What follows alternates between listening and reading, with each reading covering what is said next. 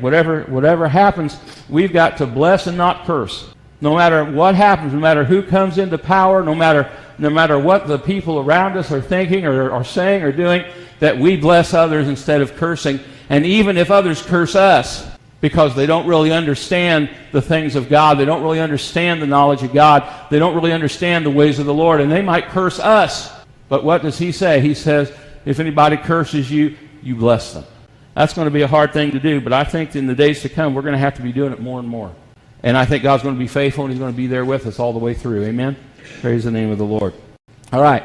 Abraham's faith, like all genuine faith, led to obedience to God's instructions and resulted in further revelation. I want to say that again. Abraham's faith, like all genuine faith, led to obedience to God's instructions and resulted in further revelation. You know, there's a lot of people that don't believe in God because they say they can't see him, they can't hear him, they can't touch him, they can't feel him. In other words, he's not perceptible to the five human senses.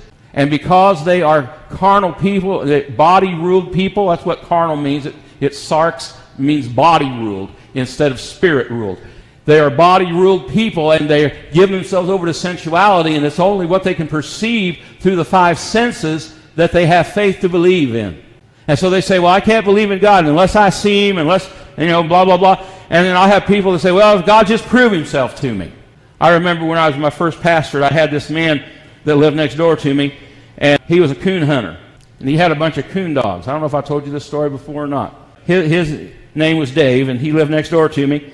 We were outside in the summer one summer. This was back around 1982, 1983.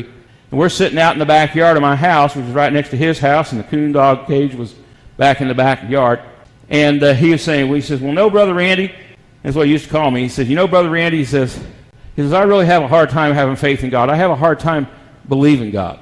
And he says, you know what? He says, if God would just peel the sky back, and this is exactly what he told me, peel the sky back every 5 years or so, and just poke his head out and stick his arm out and wave and tell everybody, hey, I'm up here. He says, well, then I'd be able to have faith and I'd be able to believe God.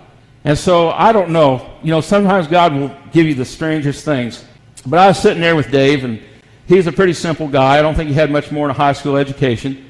But I said, Dave, he'd been bragging to me about his coon dogs.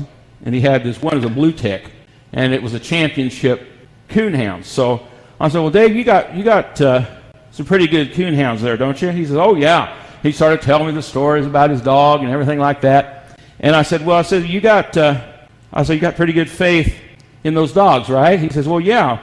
I said, now, when you go coon hunting, I said, how do you know when the dog has found a coon? And he'll say, well, he barks. He trees him and he barks. I said, okay. I said, now, can you see the dog while he's treeing the coon? Well, no, not at first, because he runs off and he finds one and he puts it up in the tree. And he says, but I hear him. He says, I hear. I said, so you have faith because you hear him. I said, okay. I said, well, Dave, I don't understand. I said, you tell me you can have faith in your coon dog because even though you can't see him, you know he's there. I said, I don't understand why you can't have faith in God because God is just dog spelled backwards.